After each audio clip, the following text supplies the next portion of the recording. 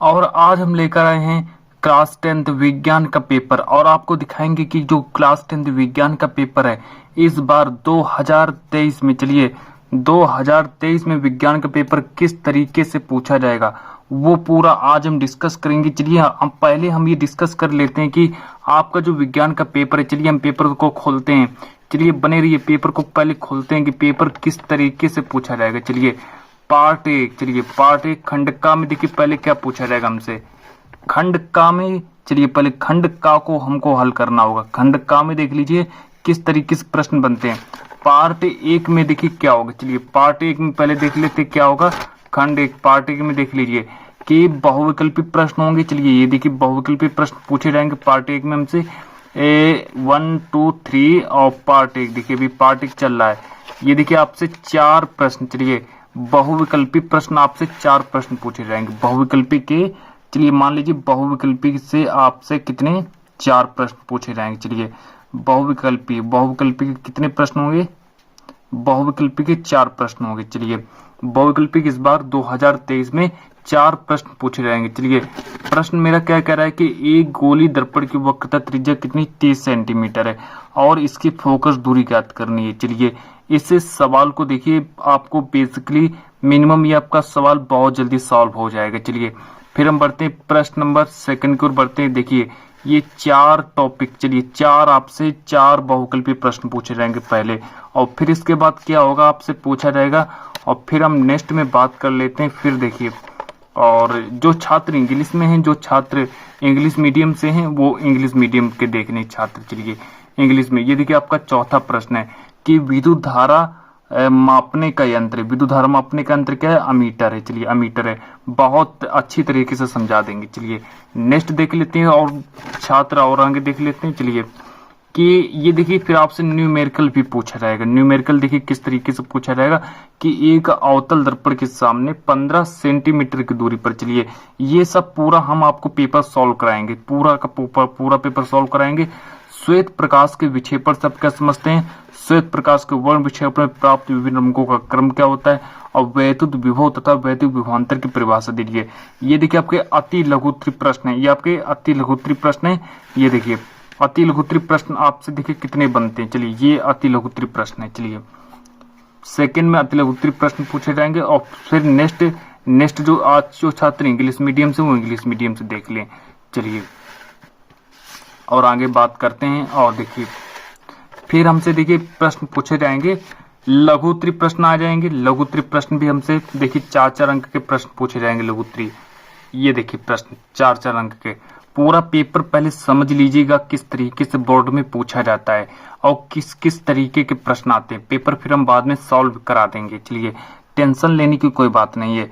दूरदृष्टि दोष क्या है, इससे किस प्रकार संशोधित किया जा सकता है। चलिए फिर देखिए आप लोगों को ये अगर आपको प्रश्न नहीं आ रहा तो अथवा करके भी दिया गया, अथवा करके आप ये भी कर सकते हैं। चलिए ये भी कर सकते हैं आप। और देखिए फिर प्रश्न नेक्स्ट पूछा जाएगा खा नंबर की एक तार के सिरों पर 1.5 वोल्ट विभवांतर लगाने पर। और ये देखिए अगर आपको ये नहीं आ रहा है तो आप इसको भी कर सकते हैं। व्यंजन आपको इसका प्राप्त करना है। चलिए इसका व्यंजन R1 R2 R3 परस्पर समांतर क्रम में जुड़े, इसका हमको व्यंजन प्राप्त करना है। अगर आपको ये नहीं आ रहा है, ये वाला अगर आपको सवाल नहीं आ रहा है, ये अगर न्यूमेरिकल नहीं आ रहा तो आप इसको भी सॉल्व कर सकते हैं। चलिए पेपर को पहले ध्यान से समझ लीजिएगा। चलिए सॉल्व कराने की बात लग रही है, हम इसको भी बाद में सॉल्व करा देंगे। फिर देखिए ये प्रश्न हमसे 7 अंक का पूछा जाएगा।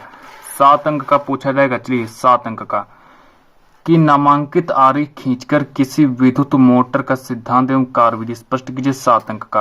अगर ये नहीं आ रहा तो आपको इस प्रश्न को सॉल्व कर देना है, इस प्रश्न को। चलिए और आगे देख लेते हैं, बात कर लेते हैं। फिर आप देखिए यहाँ से आपका स्टार्ट हुआ रसायन विज्ञान, केमिस्ट्री स्टार्ट हो गई है।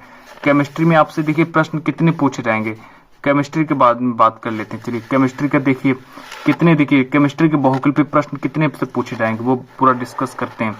चलिए 2 प्रश्न देखिए आपके ये हो गए का खा और का खा करके इस बार आपसे प्रश्न पूछे जाएंगे। गा नंबर सवाल ये देख लीजिए, गा नंबर वाला प्रश्न ये देख लीजिए। रासायनिक समीकरण है। चलिए रासायनिक समीकरण है और ये किस प्रकार का समीकरण, योगात्मक अभिक्रिया है कि निराकरण विक्रिया है कि अवक्षेपण विक्रिया है, कैसे विक्रिया है। चलिए समझ लीजिए पूरा पेपर बाद में जब सॉल्व कराएंगे तब पूरा का पूरा समझा देंगे। चलिए नेक्स्ट देख लेते हैं पेपर नेक्स्ट क्या कह रहा है। चलिए नेक्स्ट देख लेते हैं कि निम्नलिखित रासायनिक समीकरण ऑक्सीकरण अपचायक पदार्थ। चलिए ये 2 अंक का पूछा जाएगा। साथ ही साथ में कास्टिक सोडा प्लास्टर पेरिस के उपयोग लिखे, ये पूछा जाएगा इस बार। और मेंडली का आवर्त सारणी ये भी पूछा जाएगा। चलिए बिल्कुल घबराने की बात नहीं है, आप पेपर पहले देख लीजिए किस तरीके से पूछा जाता है। बिल्कुल बहुत ही सरल टाइम में पूछा जाता है पेपर, बहुत सरल टाइम में पूछा जाएगा। इसका में IUPAC पद्धति में नाम लिखना है। चलिए और आगे देख लेते हैं फिर देखिए विद्युत रासायनिक श्रेणी की किन्हीं 2 का उपयोग लिखिए, किन्हीं 2 का उपयोग लिखना है। चलिए 2 अंक का पूछा जाएगा। चलिए 2 अंक का पूछा जाएगा। पूर्ण कीजिए, इस बार समीकरण को हमें पूर्ण करना समीकरण को। चलिए फिर अथवा करके फिर देखिए हमको दिया अथवा करके, अगर ये आपको नहीं आ रहा तो आप इसे भी सॉल्व कर सकते हैं। टिप्पणी लिखना है, प्रतिस्थापन अभिक्रिया क्या है, सजातीय श्रेणी क्या है, दहन अभिक्रिया क्या है, एस्टरीकरण क्या है। आप लोग इसका भी आंसर लिख सकते हैं। अगर आपको उसका आंसर नहीं आ रहा है तो आप लोग इसका भी आंसर लिख सकते हैं। चलिए और आगे बात कर लेते हैं। चलिए फिर देखिएगा इस बार हमसे पार्ट सी स्टार्ट हो गया, मतलब बायोलॉजी स्टार्ट हो गया है।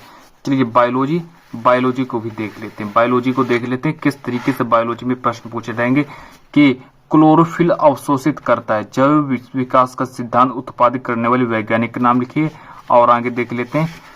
फिर देखिए ये देखिए मानव में भ्रूण को पोषण मिलता है, कहाँ से पोषण मिलता है इसके बारे में डिस्कस करते हैं। फिर निम्नलिखित में से कौन विषम पोषी नहीं है, और साथ ही साथ में ये देखिए और आगे बात कर लेते हैं। चलिए और आगे देख लेते हैं। इस बार फिर से 2 अंक के प्रश्न देखिए, डायफ्राम क्या, यह कहाँ पाया जाता है, और पुनर्जनन को उदाहरण देकर स्पष्ट कीजिए। साथ ही साथ में विषम पोषी क्या है, चलिए और डायफ्राम क्या, यह कहाँ पाया जाता है। चलिए और आगे देख लेते हैं कि मानव के नर जनन तंत्र का, इस बात के 4 अंक का प्रश्न देख लीजिए। 4 अंक का ये प्रश्न पूछा जाएगा कि मानव के नर जनन तंत्र का एक नामांकित चित्र बनाइए। चलिए नामांकित चित्र बनाना है, किन्हीं 2 पर संक्षिप्त टिप्पणी लिखना है। और ये देखिए पूरा का पूरा पेपर है जिसको हम सॉल्व कराएंगे, और नेक्स्ट क्लास में हम इसका पेपर सॉल्व कराएंगे पूरा का पूरा। जब तक के लिए बने रहिए और साथ ही साथ में देख लेते हैं। चलिए देख लेते हैं कि अंत में देखिए सारे के सारे 7 अंक के पेपर हैं। चलिए 7 अंक के हैं, ये देखिए 7 अंक के पूछे जाएंगे। चलिए पूरा पेपर समझ लीजिएगा किस तरीके से आता है पेपर, पूरा का पूरा पेपर समझ लीजिएगा। ये आपका हाई स्कूल क्लास 10th का पेपर है। चलिए विज्ञान का पेपर है। और मिलते हैं नेक्स्ट वीडियो में। आज की इस क्लास को इतना ही रखते हैं। चलिए।